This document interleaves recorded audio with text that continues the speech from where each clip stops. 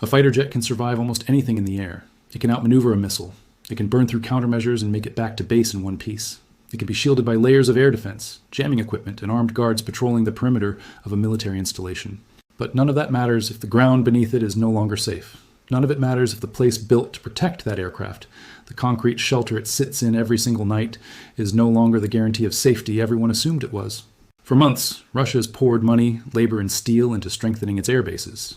New shelters have gone up, old ones have been reinforced, entire airfields have been reshaped around one central idea. Keep the aircraft alive, keep the war machine running, and make sure that Ukrainian strikes reaching deeper and deeper into Russian territory don't take out the planes before they ever leave the ground. On paper, this looked like a smart, disciplined response to a growing threat.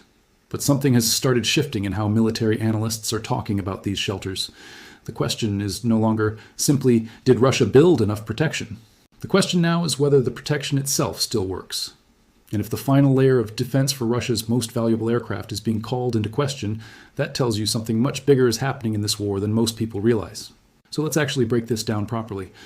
How far has Russia's shelter building program really gone? What were these structures built to survive in the first place? And most importantly, what changed to make something that looked like a solved problem suddenly look like a brand new vulnerability? To understand why any of this matters, you have to go back to the assumption that shaped this entire war for its first 2 years.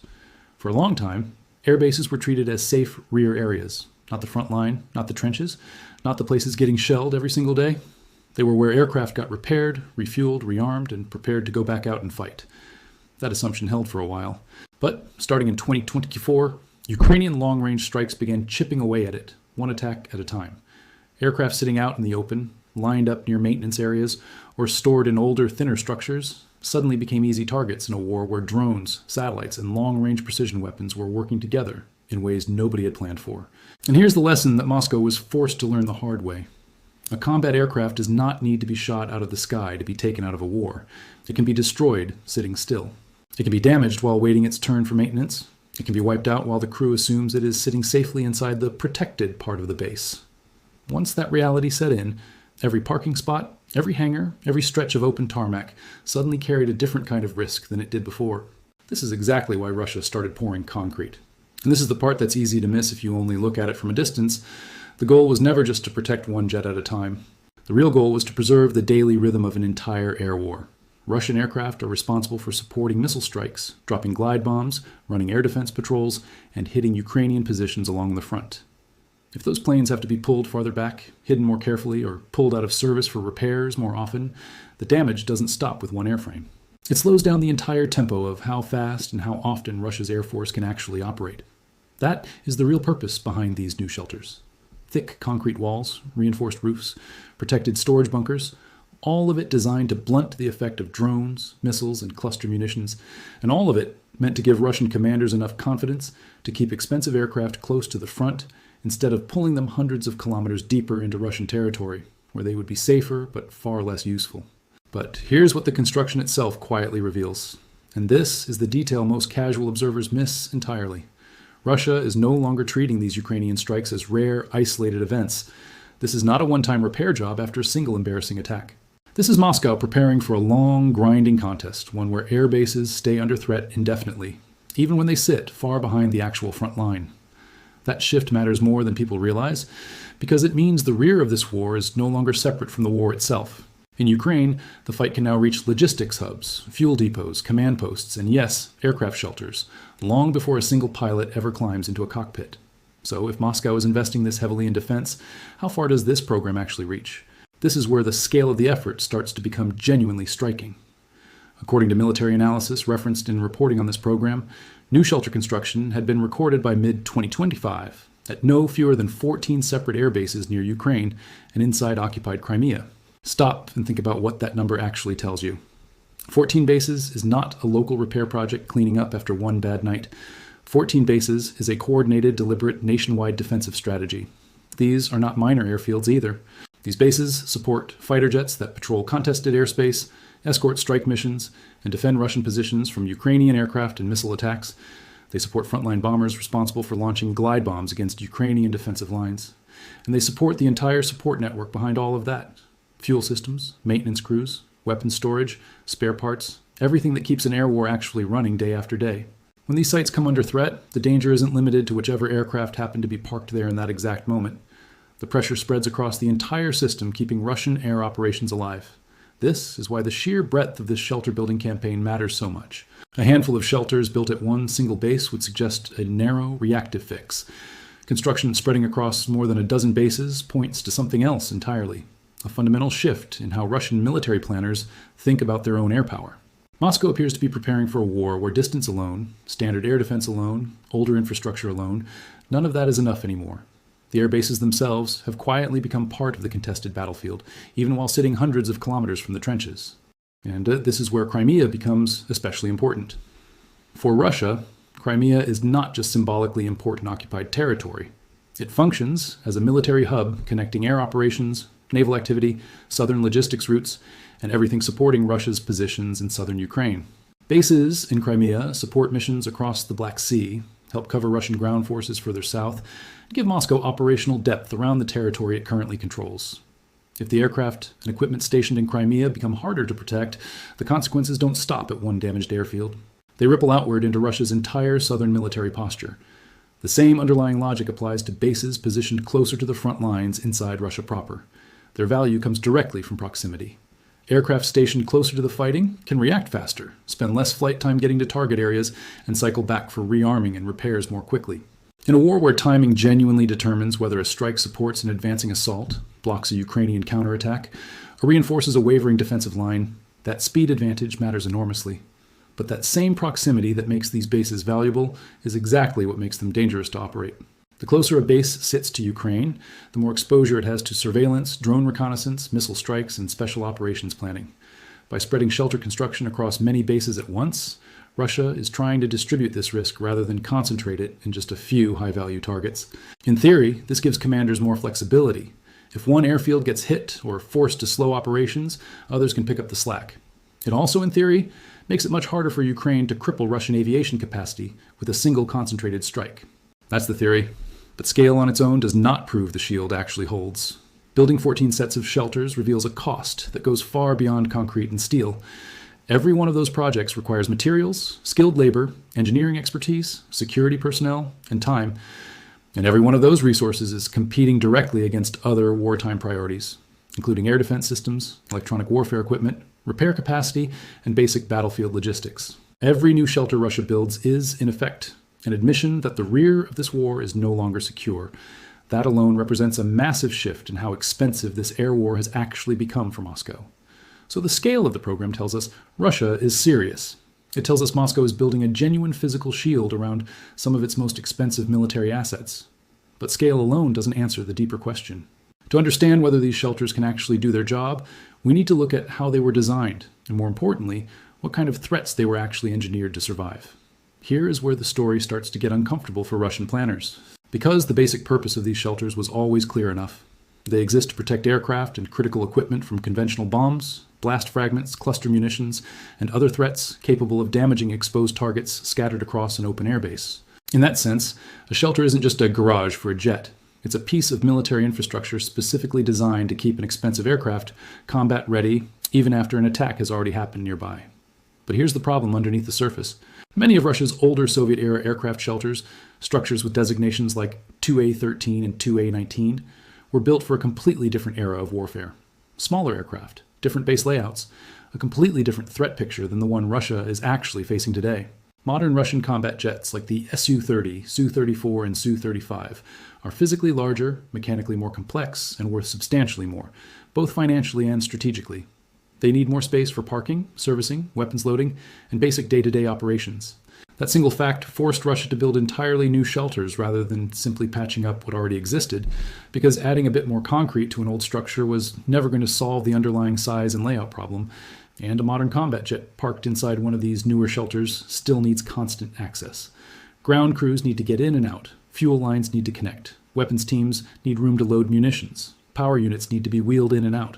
Emergency evacuation routes need to exist in case something goes wrong. A shelter that's too small, too narrow, or badly positioned can slow down operations dramatically, even if it technically offers decent physical protection. In an actual war, protection has to work hand in hand with speed, or the shelter becomes a bottleneck instead of a safeguard. Reported design details give us a glimpse into how Russia tried to solve this balancing act. Some of these newer shelters reportedly have concrete walls roughly 50 to 60 centimeters thick, with internal steel reinforcement in certain structures. Those numbers suggest a clear focus on resisting blast waves, flying shrapnel, and direct overhead attacks. Under a traditional air-based defense model, that approach makes complete sense. Thicker walls reduce fragment damage. A reinforced roof helps absorb the shockwave from nearby explosions. Stronger overall construction stops cluster munitions from turning every single parked aircraft into an easy, exposed target. But this is exactly where the cracks in the plan start to show. Concrete thickness matters, but it is not the same thing as complete protection. A shelter can technically survive an attack while the aircraft sitting inside it still suffers serious damage. Doors, ventilation shafts, roof joints, service entry points, all of these represent potential weak spots, regardless of how thick the main walls happen to be. Even an extremely strong structure can still be compromised depending on the direction of the blast, the size of the warhead involved, and the precision of the strike itself. Here's the deeper issue underneath all of this, and it's the part most people watching this unfold from a distance completely overlook. These shelters were designed around threats Russia already understood well. Conventional bombs, fragmentation, cluster munitions. These are familiar, well-studied dangers that engineers can model, predict, and design defenses against with real confidence. But the newer danger coming from Ukraine looks completely different, because it combines constant surveillance, increasingly precise targeting, and drone payloads that keep evolving in ways Russian planners didn't fully anticipate. A drone doesn't have to follow the predictable attack pattern of a conventional bomb. It can be steered directly toward a fixed coordinate, it can be adjusted mid-flight based on live observation, it can be deliberately aimed at the single weakest point of an entire structure. That creates a genuinely difficult problem for Russian engineers and commanders alike. These shelters were built to defeat the air war Russia expected to be fighting. But Ukraine is actively shaping a completely different kind of airbase war, one Russia now has to respond to in real time. This doesn't mean every single shelter suddenly becomes worthless overnight. It means the actual value of any given shelter now depends entirely on whether its design happens to match up against the specific weapon attacking it. And in that gap, in that mismatch between old design assumptions and new attack methods, even genuinely strong concrete can turn into an uncertain, unreliable layer of defense. This is exactly where a much bigger concern starts to take shape, because these shelters were engineered to defeat yesterday's threats. Ukraine, meanwhile, appears to be actively developing tools that fall well outside Russia's original planning assumptions altogether. Reports suggesting Ukrainian drones are now successfully striking targets sitting inside these concrete shelters represent a genuinely serious escalation for Russia's entire air-based defense strategy. Until recently, the primary danger seemed to be aircraft parked out in the open, sitting near runways or stored inside older, thinner structures offering limited real protection. But if the latest claims coming from Russian military sources hold up, the danger has moved one entire layer deeper into the system. Ukraine may no longer be limited to hunting exposed aircraft sitting out in plain sight. It may actively be testing the protective system itself, probing for weaknesses in the very structures Russia built specifically to stop this exact kind of attack. That distinction matters enormously because these hardened shelters existed specifically to restore a sense of operational confidence. Their entire purpose was giving Russian commanders a genuinely safer place to keep valuable aircraft near the front, even as Ukrainian strikes kept reaching farther and farther into Russian-controlled territory. A shelter is supposed to eliminate uncertainty. It's supposed to let ground crews continue routine maintenance, fueling, and weapons loading without treating every single aircraft on the base as a live, exposed target. The moment drones start threatening the protected spaces themselves, that entire sense of confidence begins to erode. Here's the key point that changes how you should think about this entire situation. The real question isn't whether every single shelter across Russia can eventually be destroyed. That would be setting the bar in completely the wrong place. The far more serious concern is that even a small number of successful strikes can permanently change behavior across an entire network of airbases. If one protected aircraft ends up damaged inside a shelter that was supposed to be safe, Russian commanders are immediately forced to ask whether every other shelter shares that same fundamental weakness. If one airfield turns out to be vulnerable, similar bases scattered across the country may need to completely rethink their layouts, their parking procedures, and their operating schedules. That kind of pressure builds up without requiring any single moment of massive, dramatic destruction. Russia may now need to move aircraft around more frequently, physically separate its highest value platforms from each other, increase camouflage efforts, temporarily close certain sections of a base during alerts, and station additional air defense systems directly around individual shelters. Every one of those steps genuinely reduces risk, but every single one also slows down the normal daily operations of an active airbase. And in a war where operational tempo can decide outcomes, that kind of slowdown carries a real cost of its own. There's also a psychological dimension here that matters just as much as the physical damage reports. A shelter exists specifically to create a protected, trustworthy zone inside an otherwise dangerous environment. The moment that zone becomes uncertain, commanders naturally start treating the entire base as exposed, not just the specific structure that got hit. That shift changes how aircraft get parked, how maintenance gets scheduled, and how quickly new missions can actually get generated and launched.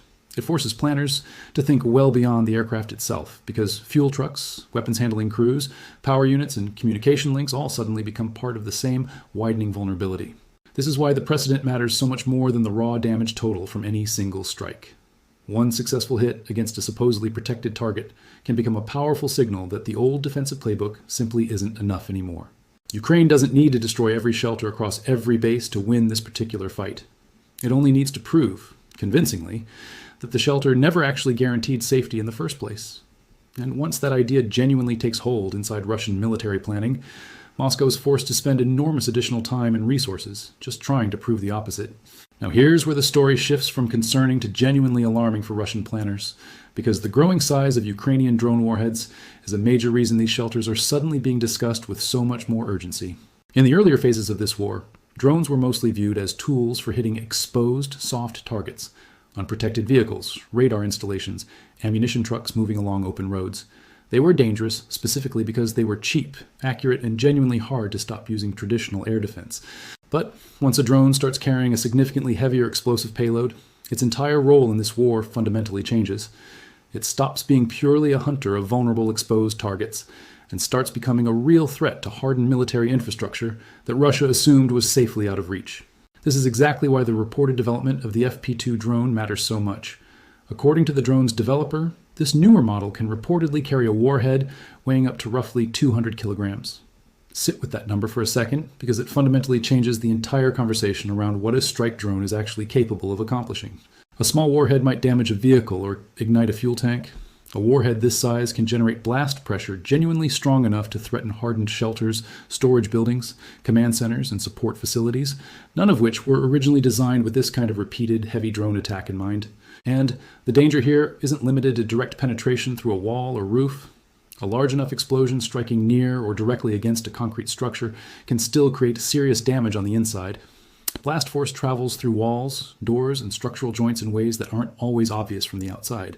It can damage an aircraft's outer skin, its sensitive onboard sensors, its fuel systems, and its weapons mounting hardware. Even a jet that survives the attack completely intact on the outside may still get pulled out of active service if its internal electronics or support systems suffered damage from the shockwave alone. And in an active air war, any aircraft that can't fly is already a real loss for that stretch of the fighting, regardless of how the airframe looks from the outside.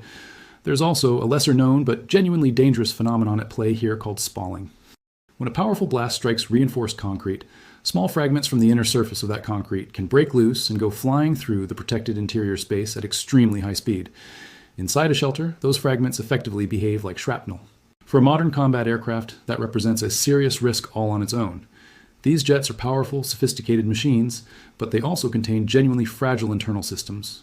Avionics, wiring harnesses, hydraulic lines, radar components, weapon connection points. All of these can be damaged by flying fragments that never needed to destroy the surrounding structure in the first place. This creates an entirely new standard for what actually counts as effective airbase defense. A shelter can no longer be judged purely on whether it remains standing after an attack. It has to be judged on whether the aircraft sitting inside it can still be flown and fought with afterward. That is a dramatically harder test to pass. Protecting a building is one challenge. Protecting a complex, sensitive aircraft sitting inside that building is an entirely different and much harder challenge. For Ukraine, larger drone warheads genuinely expand the realistic target list. Shelters, ammunition depots, command posts, fuel storage areas, and maintenance zones can all become viable targets if drones start carrying enough explosive power to meaningfully damage hardened structures. That possibility matters enormously because hardened military targets were traditionally reserved for far more expensive weapon systems, not relatively cheap, mass-produced drones. But warhead size alone isn't the entire story here. Some military analysts have raised an even more serious possibility lurking behind this growing pressure on Russian shelters. Ukraine may be actively exploring warheads that work in multiple stages, following a design principle already seen in weapons like Storm Shadow and Scalp cruise missiles. The concept itself is simple to explain, even though it's dangerous in practice. A first charge punches through the outer protective layer, and then a second, main charge follows through that opening to damage whatever sits deeper inside the target.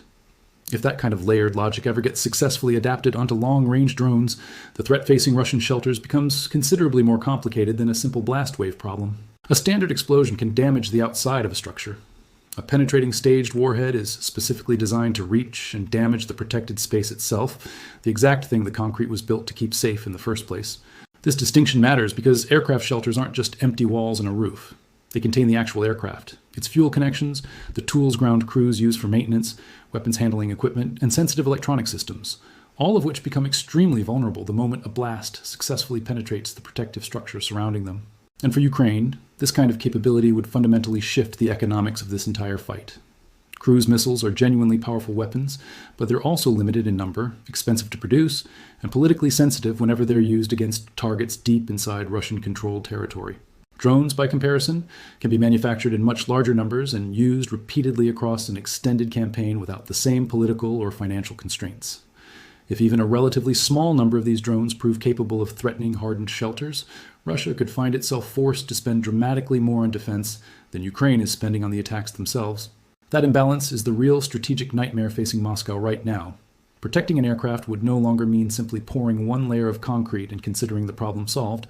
Russia would need thicker walls, stronger blast doors, overhead screening systems, better camouflage discipline, more short-range air defense coverage, expanded electronic warfare capability, and much wider dispersal of aircraft across even more locations. Every single one of those responses adds direct cost. Every added layer of protection also adds time and complexity to how an airbase actually functions on a daily basis. And that's the genuine military trade-off buried inside this entire story. The more resources Russia pours into protecting aircraft sitting on the ground, the more effort it has to spend constantly moving, hiding, guarding, and servicing them. That inevitably reduces operational flexibility near the front lines. The aircraft may end up genuinely safer sitting in their shelters, but they also become harder to launch quickly and harder to maintain at a steady operational pace, exactly when speed and consistency matter most in an active war. The larger lesson emerging from all of this is that airbase protection has stopped being a fixed problem with a permanent solution. If successful attacks against hardened shelters keep happening with any regularity, Russia risks losing much of the advantage it originally expected to gain from all this new concrete infrastructure. The real issue isn't simply whether a handful of shelters end up damaged here and there. The real issue is whether Ukraine is systematically dismantling the basic assumption that aircraft become safe the moment they're moved behind reinforced walls. For Russia, that translates directly into more pressure on planning, more pressure on maintenance schedules, more pressure on aircraft dispersal decisions, and significantly more pressure on an already strained defense budget.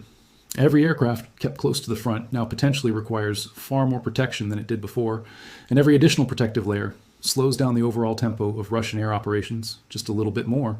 For Ukraine, the strategic value here works completely differently. It doesn't need to defeat Russian aircraft exclusively in the air anymore. It can also make Russian air bases less secure, make Russian shelters less trustworthy, and make forward-deployed Russian aviation dramatically more expensive to sustain over the long run. In this particular war, even the basic concept of safety itself is quietly becoming something Russia has to fight to defend, one shelter, one base, and one strained budget line at a time. So the next time you hear about Russia pouring more concrete around its air bases, understand what's really being revealed underneath that story. It isn't confidence. It's an admission that the old rules no longer apply, that distance and thick walls alone can no longer promise safety, and that somewhere in a war that started with tanks and trenches, the real battlefield has quietly expanded to include the very ground beneath a parked fighter jet. And in a contest where safety itself is now the thing being fought over, the side that keeps forcing its enemy to spend more just to feel secure is the side that's actually winning the war nobody is talking about.